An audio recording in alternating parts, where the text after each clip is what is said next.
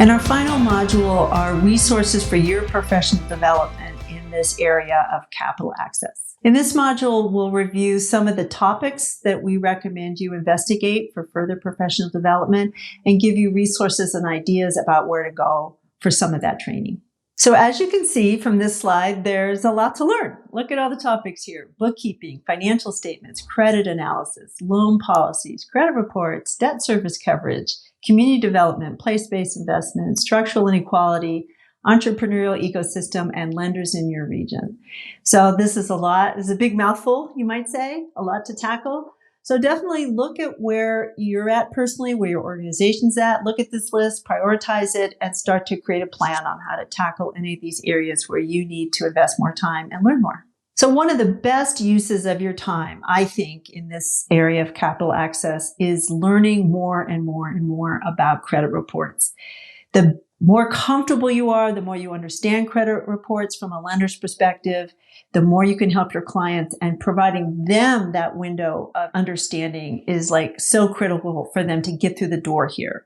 I was with some bankers just recently, and I guess I shouldn't have been, but I was surprised how much they rely on that FICO score as like the thing they look at to determine whether someone's eligible for a loan. So this just ends up being one of the huge gatekeepers for our clients. So I've recommended it before. I'll recommend it again. Credit Builders Alliance is a nonprofit organization that helps other nonprofits tackle all these issues around credit. And they're the experts. They have tremendous amount of training and information. They're also the place a lot of the mission-based lenders go to get their credentials, to pull credit reports. Check it out. Budget a membership for Credit Builders Alliance and take advantage of their expertise. Also, go to the Experian, Equifax, and TransUnion. Those are the three big credit bureaus in our country, and download their user guides. They all provide a lot of consumer information, so understand how to read their particular credit reports and learn their codes and their formatting and that kind of thing. And finally, the Consumer Financial Protection Bureau oversees a lot of credit issues in our country. They also have a whole educational section to their website. That's another place you can go to learn more about credit reports. The Small Business Administration is the agency that provides several very prominent small business products there's links listed here to see the main products and get more information. They also support the whole Small Business Development Center and Women's Business Development Center programs. And they have lots and lots of educational information there on the SBA website. So there's lots of links here to get you started, and there's many more places to go on the SBA website where you can learn a lot about financing. In addition to really understanding credit reports, the next big skill I think any of you could learn is getting into the nitty-gritty and details of business bookkeeping. There's some links there on Investopedia to find out about business bookkeeping systems. You can do tons of research very easily online to find out about good bookkeeping systems and which ones are popular right now. There's pros and cons, reviews, all kinds of analyses. So you can definitely learn about business bookkeeping, learn about all these laptop and mobile device-based programs. And I really suggest you invest time to learn how to actually set someone up on a bookkeeping system and understand how to do it properly. And then go out in the field and help a few dozen business owners do it. You will learn a lot, and it'll be a foundation for your understanding financing for the rest of your career. And on the next slide, I want to just show an example of a course that you could look at for business bookkeeping. So in looking for small business bookkeeping training, you can take classes from a company like Touted that creates the QuickBooks product. They have small business training classes and certificate programs and so on. So you can pick a product and just take classes from that company, or you can go the community college route is another way to learn business bookkeeping. And I pulled up this sample on this slide. This is the Santa Barbara, California Community College. Not that I think you should all go to Santa Barbara, but I was surprised when I looked at a lot of community college business accounting programs. They looked like training to be just one sort of cog in a very large corporate accounting division, like you just do payroll or something like that. And you don't want to take a course like that. You really want something that looks like this slide where it says setting up QuickBooks for small businesses, monthly procedures for using QuickBooks, year-end procedures. This is the kind of community college class you want to look for when you're seeing where to get your training. I mentioned in the previous module that I found balance sheet analysis kind of fun and interesting. And I learned that all by taking this class. The National Development Council has this amazing class called Business Credit Analysis.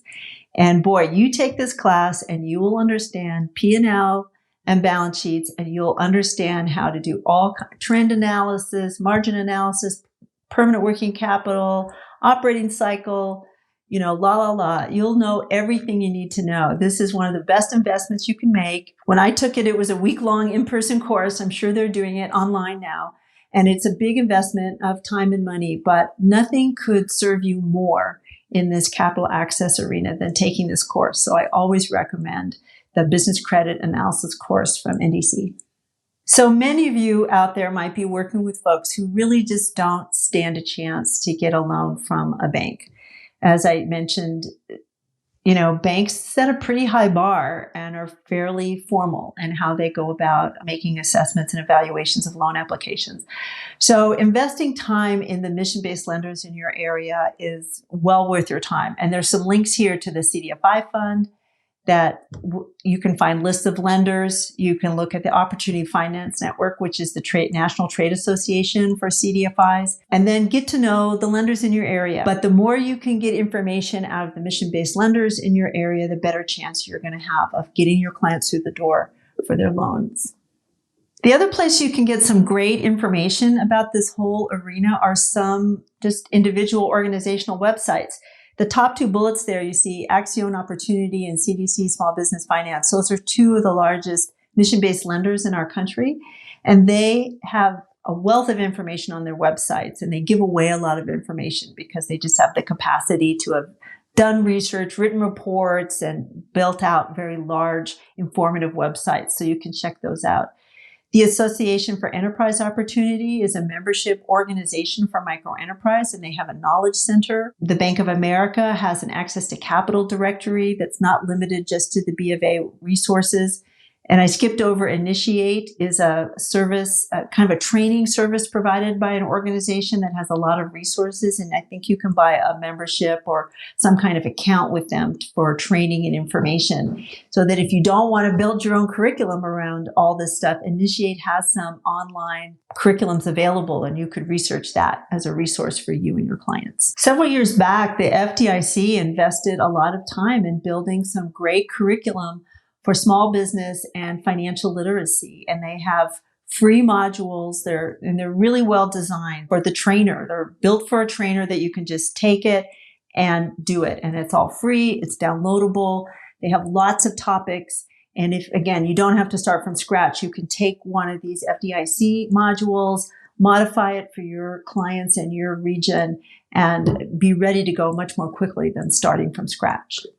Here are a couple of examples of loan matching services that are out there. Venturize at venturize.org is a free online resource hub for small business owners who need help accessing tools and information to grow their businesses. And the goal is to match businesses with not only training, but also lenders out there.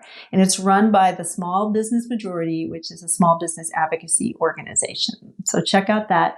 And then Lender Match is a similar service provided by the SBA, and it's an online referral tool that connects small businesses with participating SBA-approved lenders. So those are the folks that are doing either the SBA Micro Loan Program, the Community Advantage Program, or the 504 program. So you can check out these sort of matching services to help you understand what the options are for your clients. So this slide is kind of a smorgasbord of articles and links to help you research or gain some more knowledge about all kinds of different topics, like, micro enterprise, local economic development. The Small Business Credit Survey comes out every year. I recommend reading that. So this is like a starting place for you on your own kind of journey to learn about this, especially if you're new to this industry or new to financing. I'm actually one of the authors on the second to last bullet, the Local Entrepreneurial Ecosystem Toolkit. I wrote that with a co-author, partly from my own knowledge, but I also just did research like this when I was writing that booklet to help get myself up to speed on all kinds of different topics. And you can do the same. And I personally think sort of the deeper your bench is in knowledge on various things, the better you're going to be detail to detail as things arise with your clients. The only other thing I want to point out is that last bullet, Cameo is a trade association based in California. It stands for the California Association of Microenterprise Opportunity. It's an association of nonprofit microenterprise serving organizations. And they have a really deep archive of all kinds of training. And you can go there and go back probably at least 10 years and look at various trainings. Especially if you go back a little further. I was working there at the time, and there's some more kind of hands-on, like what is a balance sheet and how do you do it? That kind of a training is available there on their website. So check that out and see what's available. But I encourage you to kind of use this list of recordings and readings just to start to think, how can I further expand my general knowledge about economic development, job creation, rural versus urban, microenterprise versus larger business, credit needs of growing companies. If structural inequality didn't exist, we wouldn't need this series on accessing capital. The reason we needed this 16-module series on accessing capital is that we have structural inequality in our country in many places, but definitely in the banking and financing arenas. So if you're looking to help folks who are generally left out of these systems or have a hard time getting into the door on these systems, certainly educating yourself on what these structural problems are and knowing as much as you can about them is going to serve you in helping those clients. So here are some resources, again, to help you get started. There's hundreds of things you can read, and I just encourage you to step into this space and start seeing what exactly is happening. Why is it that certain communities get shut out of capital access? And one thing your organization can consider is advocacy, because it's one thing to try to thread the needle of these institutions. Another thing is to advocate to try to bring the barriers down and make these systems more available to the people we want to serve. So this slide is on Michael Schumann, who's a very interesting guy, and he's doing amazing work and has been for 10 or 20 years on local investment. And he has very innovative concepts of how a community might be able to, in essence, finance itself and not rely on banks or outside money or all these other institutions we've talked about throughout this series. So if your mission is sort of broader community development or broader economic development, and you're very place-based in a certain community, I would suggest checking out some of Michael Schumann's work, because he has interesting ideas about how community can create its own financing mechanisms to fund local economic development and small business. So this concludes our 16-part series on bridging the capital access gap. I hope it helped you with information, ideas, and resources to do this better and help your clients be more successful. And I think everyone involved with creating this series is open to hearing what other information and resources you might need. And I look forward to perhaps seeing some of you down the road.